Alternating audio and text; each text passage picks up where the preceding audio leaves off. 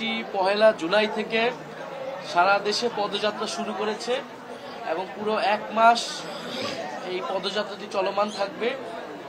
এবং এই পদযাত্রায় মূলত আমরা বিভিন্ন জেলায় যাচ্ছি। আমাদের লক্ষ্য 64টা জেলায় যাওয়া এবং সেই জেলার সাধারণ মানুষের কাছে পৌঁছানো।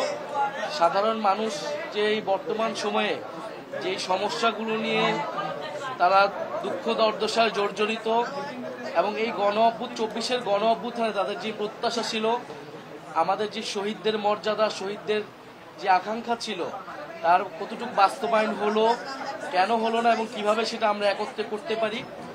এবং এই পদযাত্রার মধ্য দিয়ে আমরা যেই জেলায় যাচ্ছি, যেই স্থানে যাচ্ছি, সেইখানের ঐতিহ্যবাহী স্থান, গুরুত্বপূর্ণ জায়গা, মসজিদ, মাদ্রাসা, আমরা সব জায়গায় আমরা সেখানে সাক্ষাৎ করছি, ভিজিট করছি।